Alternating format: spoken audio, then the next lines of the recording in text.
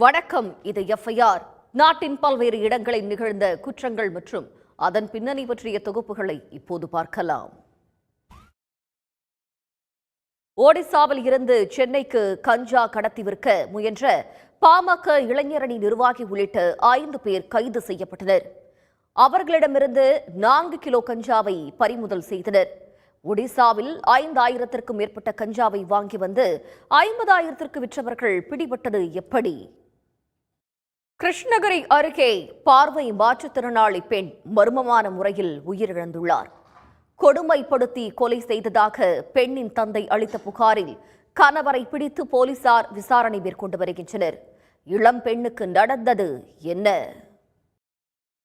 பெங்களூருவில் இருந்து போதைப் பொருளை சென்னைக்கு வாங்கி வந்து ஐடி ஊழியர்கள், சினிமா பிரபலங்களுக்கு விற்பனை செய்து வந்த கும்பல் சிக்கியுள்ளது. சென்னையில் பிடிபட்ட நபரை பெங்களூரு அழைத்து சென்று போதைப் பொருள் கடத்தல் கும்பலை கைது செய்தது எப்படி? தெலுங்கானாவில் ஸ்டேட் வங்கி கிளையில் சுமார் 14 கோடி ரூபாய் மதிப்பிலான 19 கிலோ தங்கத்தை கொள்ளையடித்த வட மாநில கும்பலை போலீசார் கைது செய்தனர். கொள்ளை கும்பல் சிக்கியது எப்படி? மிஸ் இந்தியா அழகியை டிஜிட்டல் அரெஸ்ட் செய்து சைபர் மோசடி கும்பல் 1 லட்சம் ரூபாயை பறித்துள்ளது.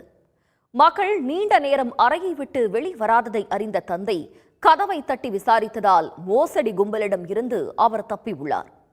மோசடி கும்பலிடம் சிக்கியது எப்படி?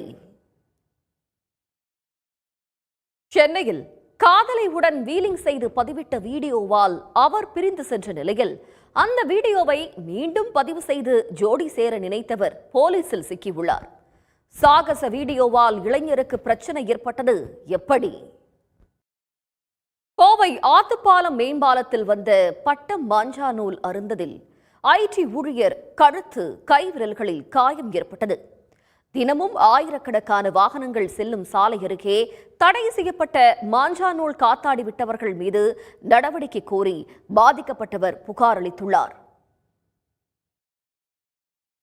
உத்தரப்பிரதேசத்தில் யூடியூபில் பேசிய மந்திரவாதியின் பேச்சை கேட்டு நண்பனையே நரபலி கொடுத்த 6 பேரை போலீசார் கைது செய்தனர். இளைஞரை நரபலி கொடுத்துவிட்டு 6 மாதங்களாக தலைமறைவாக இருந்தவர்கள் சிக்கியது எப்படி? இத்துடன் எஃப்ஐஆர் நிறைவு பெறுகிறது. நன்றி, வணக்கம்.